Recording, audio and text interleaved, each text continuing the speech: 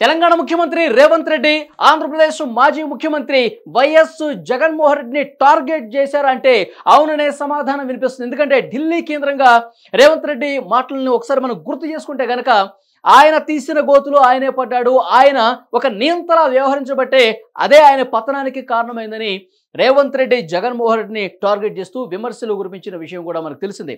ముఖ్యంగా దీంతో పాటు ఇక్కడ జగన్మోహన్ రెడ్డి హైదరాబాద్లో నివాసమైనటువంటి లోటస్ పాండ్లో పరిస్థితి మనం చూసాం. లోటస్ పాండ్లో ఆక్రమణలు అనధికారికంగా ఉన్నాయని చెప్పి సెక్యూరిటీ అవుట్ పోస్ట్ను కూల్చేసిన పరిస్థితుంది. ఆ తర్వాత కొద్ది రోజులకే బఫర్ జోన్లో లోటస్ పాండ్ నిర్మాణం ఉందని చెప్పి కొంతమంది అధికారులు అక్కడ పూర్తిగా తనిఖీలు చేసిన పరిస్థితి మనం చూసాం.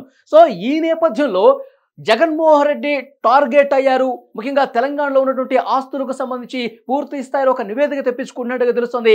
ముఖ్యంగా జగన్మోహన్ రెడ్డి చెల్లెలు షర్మిల రేవంత్ రెడ్డికి టచ్లోకి వచ్చి ముఖ్యంగా వైఎస్ జగన్మోహన్ రెడ్డి ఆస్తులకు సంబంధించి పూర్తి స్థాయిలో నిఘా పెట్టమని కోరినట్టుగా తెలుస్తుంది. ఎందుకంటే న్యాయపరంగా తనకు కుటుంబ పరంగా వారసత్వంగా రావాల్సినటువంటి ఆస్తులకు సంబంధించి తనకు రాకుండా కుట్రపూరితంగా వ్యవహరిస్తున్నారు తన అన్న జగన్మోహన్ రెడ్డి. హైదరాబాద్లో ఉన్న ఆస్తులకు సంబంధించి ప్రస్తుతం ఆ మధ్య వివాదం నడుస్తోంది. సో దీంట్లో మీకు సాయం కావాలని చెప్పి వైఎస్ షర్మిల రేవంత్ రెడ్డి కోరినట్టుగా తెలుస్తుంది. సో దానికి సూత్రప్రాయంగా అంగీకారం తెలిపినట్టుగా సమాచారం వస్తుంది. సో ఈ నేపథ్యంలోనే రేవంత్ రెడ్డి గారు కొంత టార్గెటెడ్గా జగన్మోహన్ రెడ్డి దృష్టిలో పెట్టుకుని ముందుకు పోతున్నట్టుగా మనకు సమాచారం వస్తుంది. భవిష్యత్ పరిణామాలు ఏ విధంగా ఉంటే ఒకసారి మనం అనాలిసిస్ చేసే ప్రయత్నం చేద్దాం. న్యూస్ రూమ్ నుంచి పొలిటికల్ ఎడిటర్ కట్టా కార్తీక్ మనకి లైవ్ లో జాయిన్ అయ్యారు. ఎస్ కార్తీక్, ఈ పరిస్థితులు చూస్తుంటే కనుక అదే అనిపిస్తుందా మీకు? ఎస్, రేవంత్ రెడ్డి వర్సెస్ జగన్మోహన్ రెడ్డి ఒక ఫైట్ నడుస్తూ ఉంది. ఎందుకు ఈ మాట అనుమానం వస్తుందంటే దానికి కారణాలు కొన్ని ఉన్నాయి. నిన్న మీడియా ఆ ప్రతినిధుల చిట్ చాట్లో ఇంతవరకు రేవంత్ రెడ్డి జగన్మోహన్ రెడ్డి మీద ఎప్పుడు విమర్శించింది డైరెక్ట్గా ఎప్పుడూ లేదు. కాకపోతే కాంగ్రెస్ పార్టీ తరఫున షర్మిల కోసం ప్రచారానికి వెళ్ళారు, ప్రభుత్వ విధానాన్ని ఖండించారు తప్ప ప్రత్యేకించి జగన్మోహన్ రెడ్డి గురించి స్పెషల్గా మాట్లాడింది లేదు. కానీ నిన్న ఢిల్లీలో మీడియా సమావేశంలో off the record chit chat చేస్తూ మీడియా ప్రతినిధులతోటి ఎలా సీఎం ఉండకూడదో, పరిపాలకుడు అంటే ఎలా ఉండకూడదో జగన్మోహన్ రెడ్డి చూసి నేర్చుకోవచ్చు. అతని విధ్వంసమే అతను ఓడించింది, అతని మైండ్ సెట్ ఏదైతే ఉందో అదే అతన్ని గోతి తీసింది. జగన్మోహన్ రెడ్డికి ఇక రాహుకాలం పట్టింది, అతని పార్టీ కొలాప్స్ స్టేజ్ చేరుకుంది అనేటువంటి మాట వాడాడు. అంటే జగన్మోహన్ రెడ్డి గురించి ప్రత్యేకించి రేవంత్ రెడ్డి మాట్లాడటం అయితే ఖచ్చితంగా రాజకీయాల్లో కలకలం సృష్టిస్తుందని చెప్పాలి. ఈ రేవంత్ రెడ్డి జగన్మోహన్ రెడ్డి విషయంలో ఎలాంటి వైఖరి ఉంటాడో అన్న విషయం జగన్మోహన్ రెడ్డికి అర్థమైన తర్వాతే హైదరాబాద్ లోటస్ పాండ్కు రాకుండా త్రూ పులివెందుల బెంగళూరుకి జగన్మోహన్ రెడ్డి పోయాడనే పొలిటికల్ టాక్ను కూడా మనం గతంలో చెప్పాను నేను. కానీ ఇప్పుడు రేవంత్ రెడ్డి మాటల ద్వారా అది నిజమే అనిపిస్తుంది.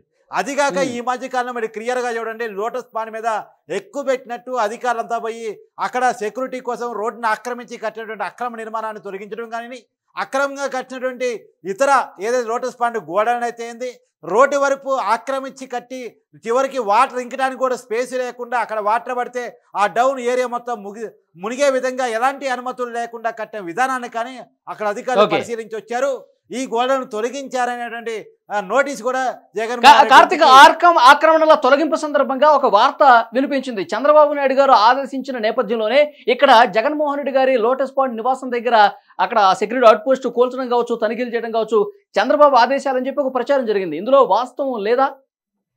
అంటే చంద్రబాబు నాయుడు గారు రేవంత్ రెడ్డి గారిని ఆదేశించారా, రేవంత్ రెడ్డి గారు తనకు తానే స్వయంగా డెసిషన్ తీసుకున్నారా అనే విషయాన్ని మనకు క్లారిటీ లేదు. కానీ ఒక విషయం ఒప్పుకోవచ్చు, రేవంత్ రెడ్డి ఈ మధ్యకాలంలో చంద్రబాబు గారిని ఉద్దేశించి పదే పదే పొగడ్తలతో ముంచెత్తున్నాడు. ఆయన 18 గంటల పడి కష్టపడతాడు, అలాంటి పని నేను నేర్చుకున్నాను, నేను కూడా ఆయనతో పోటీపడి 18 గంటలు కష్టపడాలి అనేటువంటి విషయం ఒక సీనియర్ నిపుణుతో పోటీపడే అవకాశం దక్కింది అని చెప్పేసి గర్వకారణంగా ఈ మధ్య బసవతారకం వార్షికోత్సవంలో రేవంత్ రెడ్డి చెప్పిన విషయం కానీ, తర్వాత అనేక పర్యాయాలు రేవంత్ రెడ్డి చెప్తున్న విషయం కానీ, ఒకవైపు చంద్రబాబు నాయుడిని పొగడ్తలతో ముంచెట్టడం, ఇంకోటి జగన్మోహన్ రెడ్డి వైఖరిని తప్పుపట్టడం ఏదైతే ఉందో ఖచ్చితంగా రేవంత్ రెడ్డి ఎలాంటి స్టాండ్ తీసుకున్నాడు జగన్మోహన్ రెడ్డి విషయంలో అనేది క్లియర్గా అర్థమవుతుంది. ఇవన్నీ కాక మనకున్న సమాచారం మేరకు షర్మిల ఆల్రెడీ అక్కడ ఏపీకి పీసీ అధ్యక్షురాలుగా ఉంది, రేవంత్ రెడ్డి ఇక్కడ పీసీకి అధ్యక్షురాలుగా ఉన్న ముఖ్యమంత్రిగా కూడా ఉన్నాడు. కాబట్టి షర్మిల రేవంత్ రెడ్డిని అప్రోచ్ అయింది. ఏదైతే తనకు రాజశేఖర రెడ్డి హయాంలో తనకు బిడ్డగా అంటే మహిళగా తనకు వారసత్వంగా దక్కాల్సిన ఆస్తిని జగన్మోహన్ రెడ్డి ఇవ్వకుండా సాక్షిలో తనకు వాటా ఉందని షర్మిల వాదన. తర్వాత హైదరాబాద్లో ఫైనాన్షియల్ డిస్ట్రిక్ట్ దగ్గర ఉన్నటువంటి 60 ఎకరాలు ఏదైతే ఉందో 60 ఎకరాల్లో తనకి వాటా ఉందనే షర్మిల వాదన. కానీ తన వాటా తనకి ఇవ్వకుండా మొత్తం తన దగ్గరే అంటి పెట్టుకొని మొత్తం తను అనుభవిస్తున్నాడు జగన్మోహన్ రెడ్డి ఇక అధికారాన్ని అడ్డం పెట్టుకొని ఇడుపులాయిపాలలో కూడా ఆమె చంద్రబాబు కూడా కంప్లైంట్ చేసినట్టు మనకు కొన్ని సమాచారం. ఇడుపులాయిపాలలో కూడా కొన్ని 100 ఎకరాలని జగన్మోహన్ రెడ్డి తన చేతిలో పెట్టుకోండి, షర్మిలాకి ఇవ్వాల్సిన ఆస్తిని వాటాని ఇవ్వకుండా ఈ మధ్యకాలం మనం చూస్తాం. షర్మిల అఫిడవిట్ దాఖలు చేసినప్పుడు కూడా నేను జగన్మోహన్ రెడ్డికి అప్పున్నాను, మా అన్నకి అప్పున్నాను అనేటువంటి విషయాన్ని పొందుపరుచుకుంది. ఎందుకంటే జగన్మోహన్ రెడ్డి దాన్ని అప్పుగా ఇచ్చాడు, వారసత్వంగా హక్కుగా ఇవ్వాల్సిన ఆస్తిని ఆ అప్పుగా ఇచ్చాడు అనేటువంటి షర్మిల వాదోపవాదం చేస్తూ ఉంది. అందుకని ఇక్కడ రేవంత్ రెడ్డికి అక్కడ చంద్రబాబుకి తన ఆస్తులు తనకి ఇప్పించాలి, ఒక మహిళగా నాకు రక్షణ కల్పించాలి, మా అన్న నాకు అన్యాయం చేశాడు, ఈవెన్ తల్లి చెప్పినప్పటికీ వినలేదు. పైగా ఏం చెప్తున్నాడు, సాక్షి ఆఫీస్ ఆస్తులు ఈడీ కేసులో ఉన్నాయి, ఈడీ జప్తు చేసి ఉంది, ఈడీ పరిధిలో ఉన్నాయి కాబట్టి ఇవ్వలేకపోతున్నాయని చెప్తున్నారు. కానీ తను మాత్రం అనుభవిస్తున్నాడు, తను మాత్రం అనుభవిస్తూ ఆ లాభాన్ని తను తీసుకుంటూ ఉన్నాడు. పైగా ఇతర వ్యాపారాలు ఆ డబ్బులతో చేస్తూ ఉన్నాడు. కానీ షర్మిలాకి ఇవ్వడానికి వచ్చేసరికి మాత్రం ఏదో కారణాలు చెప్తా ఉన్నాడు. కాబట్టి ఖచ్చితంగా తన వాటాలు తనకి ఇప్పించాలి అనేది ప్రభుత్వ సహకారాలు తీసుకోవడానికి రెవెన్యూ శాఖ అనేది ప్రభుత్వ పరిధిలో ఉంటుంది. కాబట్టి రాజశేఖర్ రెడ్డి పేరుతో ఉన్నటువంటి కొడుక్కి ఎంత హక్కు ఉంటుందో కూతురికి కూడా అంతే హక్కు ఉంటుంది. కాబట్టి సో తన హక్కుగా తనకి రావాల్సిన ఆస్తుల విషయంలో రక్షణగా తనకి ఇప్పించండి అని ఈ రెండు ప్రభుత్వాన్ని, ఇటు తెలంగాణలో ఉన్న రేవంత్ రెడ్డి ప్రభుత్వాన్ని, అటు ఆంధ్రప్రదేశ్లో ఉన్న చంద్రబాబు ప్రభుత్వాన్ని షర్మిల వేడుకున్నట్టు మనకు తెలుస్తూ ఉంది. ఖచ్చితంగా రేవంత్ రెడ్డి షర్మిల పక్షాన ఉండే అవకాశం ఉంది. ఎందుకంటే తన తోటి పార్టీ ప్రెసిడెంట్, ఆ కాంగ్రెస్ పార్టీలో కీలకమైన నాయకులుగా షర్మిల ఉంది. కాబట్టి ఖచ్చితంగా షర్మిలకు సపోర్ట్గా ఉంటారు రేవంత్ రెడ్డి అనేది. అది కాకుండా నిన్న జగన్ రెడ్డి మీద చేసిన కామెంట్ చూస్తే ఖచ్చితంగా షర్మిలకి అండగా దండగా రేవంత్ రెడ్డి. అంటే ఇప్పుడు ఆస్తులకు సంబంధించి వివాదం ఉంది. హైదరాబాద్ లో ఏవైతే ఆస్తులు ఉన్నాయో వాటిలో కూడా సమానంగా తన తోబుట్టువుగా తనకు రావాల్సిన హక్కు ప్రకారం తనకు రావాల్సి ఉంది. ఒకవేళ ఇవ్వకపోతే న్యాయపరంగా ఫైట్ చేయాల్సిన అవసరం ఉంది. కోర్టులకు వెళ్ళి సంప్రదించి నా హక్కు ఇది, నాకు రావాల్సింది ఇదే అని చెప్పి వాదనలు చేస్తే సో కోర్టు కూడా ఇటువైపు తీర్పు ఉందో వాళ్ళ పక్షాన్ని నిలబడే అవకాశం కనిపిస్తుంది. ఇప్పుడు ఒక ముఖ్యమంత్రిగా రాష్ట్రంలో రేవంత్ రెడ్డి గారు ఉన్నా సరే, తన కాంగ్రెస్ పార్టీ ఉన్నా సరే, సో ఈ న్యాయపరంగా ఫైట్ చేయాల్సిన అవసరం ఎక్కువ ఉంది కదా. న్యాయపరంగా నిన్నటిదాకా షర్మిల ఎందుకు పోలేదని ఒక అనుమానం చాలా మంది క్రియేట్ కావచ్చు. తను న్యాయపరంగా పోవటానికి జగన్మోహన్ రెడ్డి నుంచి కొంత భయపడింది. ఫిజికల్గా అంటే జగన్మోహన్ రెడ్డి నైజాన్ని చూసి తనకి జగన్మోహన్ రెడ్డి నుంచి బెదిరింపులు ఉండే అవకాశం ఉంది, తను ఏదైనా చేయవచ్చు అనే ఒక భయాందోళన షర్మిల గతంలో కూడా వ్యక్తం చేసిన విషయం మనం చూసాం. కాబట్టి షర్మిల న్యాయపరంగా పోవడానికి వెనక ముందు ఆడింది. ఇవాళ ఒకటి ప్రభుత్వాల నుంచి తనకి ఏ రకమైనటువంటి రక్షణ వస్తుంది, తనకి ఏ రకమైనటువంటి అవకాశం ఉంటుందో ఆలోచించుకుంటుంది. రెవెన్యూ శాఖ ద్వారా తనకి ఏదైనా రక్షణ వస్తే, తన ఆస్తులు తనకి ఇవ్వగలిగిన పరిస్థితి ఉంటే, తనకి ఆస్తులకి రక్షణ కల్పించే అవకాశం ఉంటే తీసుకుంటుంది. లేదు ప్రభుత్వాలు అది వ్యక్తిగత ఆస్తులు కాబట్టి మీరు అన్నట్టు అది లావాదేవీలకు సంబంధించినటువంటి వ్యక్తిగత ఆస్తులకు సంబంధించిన పంచాయతీ కాబట్టి కోర్టుకు పోవాల్సి వస్తే పోవటంగడు షర్మిల సిద్ధపడింది. కానీ ఏదైనా ప్రభుత్వాల నుంచి తనకు రక్షణ కావాలని షర్మిల భావిస్తుంది. అందుకని ఇక్కడ తెలంగాణ గవర్నమెంట్ కానీ అక్కడ ఆంధ్రప్రదేశ్ గవర్నమెంట్ కానీ అప్రోచ్ అయింది. ఇద్దరు కూడా షర్మిలకు అనుకూలంగానే వాళ్ళు ఉన్నట్టు తెలుస్తుంది. ఇప్పటికే చంద్రబాబు గారు ఆదేశాలు ఇచ్చినట్టు ఇరుపైపాల్లో ఆస్తులు ఎవరెవరి పేరు మీద ఎంతెంత ఉన్నాయి, ఏంటి పరిస్థితి అనేది మొత్తం తన వివరాలు తెప్పించుకున్నాడు చంద్రబాబు. జగన్మోహన్ రెడ్డికి సంబంధించిన వ్యక్తిగత ఆస్తుల వివరాలన్నీ కూడా తెప్పించుకుంటున్నాడు అనేటువంటిది మనకు తెలుస్తుంది. హైదరాబాద్ శివార్లలో కూడా 100 ఎకరాలు ఉన్నాయి. రాజశేఖర రెడ్డి గారు ముఖ్యమంత్రిగా ఉన్న సమయంలోనే వైఎస్ ఫ్యామిలీకి హైదరాబాద్ శివార్లలో కొన్ని 100 ఎకరాలు ఉన్నట్టు ఒక సమాచారం ఉంది. సో దాంట్లో కూడా సమానంగా షర్మిల గారికి రావాల్సిన వాటా రావట్లేదు. కాబట్టి ఆమె ఇన్ని రోజులు ఫైట్ చేస్తూ ఉన్నారు. అంటే కోర్టుకు వెళ్ళకపోయినా సరే సో కుటుంబ పరంగా కూడా కొంత వివాదం నడుస్తున్న విషయం తెలిసింది. ఇప్పుడు ఈ నేపథ్యంలో ఇక్కడ తెలంగాణలో కాంగ్రెస్ పార్టీ ప్రభుత్వం ఉన్న నేపథ్యంలో రేవంత్ రెడ్డి గారితో సంప్రదింపులు జరుగుతున్న సమయంలో సో ఇదంతా ఏ విధంగా కొలిక్కొచ్చే అవకాశం కనిపిస్తోంది? ఖచ్చితంగా కొలుకొచ్చే అవకాశం కనపడుతుంది. ఇన్నాళ్ళు కేసీఆర్తో జగన్మోహన్ రెడ్డి ఆలోచి ఎందుకు ఏమిటి అని పరిశీలించినప్పుడు ఖచ్చితంగా హైదరాబాద్లో ఉన్న తన ఆస్తుల రక్షణ కోసమే కేసీఆర్తో ఒక రాజకీయ ఒడంబడికని క్రియేట్ చేసుకున్నాడు.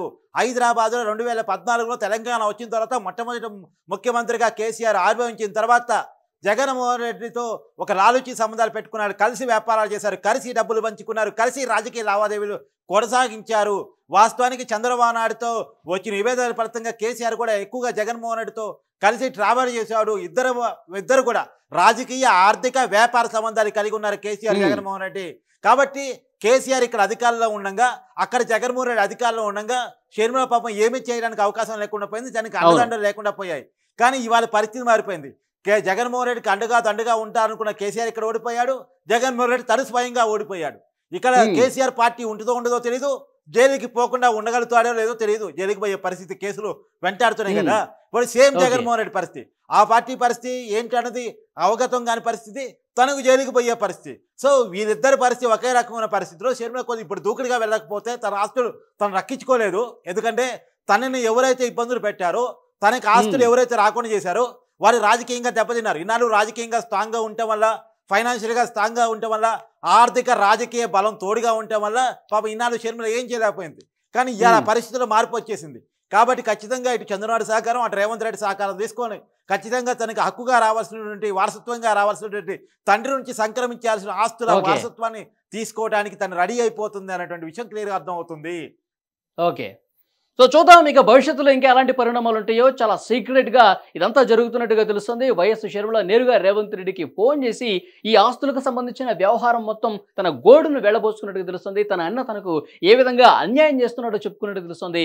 సో ఇటు పార్టీ పరంగా కావచ్చు, లేదంటే న్యాయపరంగా తనకు రావాల్సిన వాటాకు సంబంధించి తనకు న్యాయం జరిగే విధంగా ఒక ముఖ్యమంత్రిగా ఉన్నారు కాబట్టి, సో నాకు కొంత సహాయం అందించండి, మీ సహకారం నాకు ఈ సమయంలో కావాలని చెప్పి అడిగినట్టుగా తెలుస్తుంది. సో డెఫినెట్గా రేవంత్ రెడ్డి సానుకూలంగా స్పందించినట్టుగా మనకైతే సమాచారం వస్తుంది. చూద్దాం ఇక భవిష్యత్తులో ఎలాంటి పరిణామాలు ఉంటాయనేది.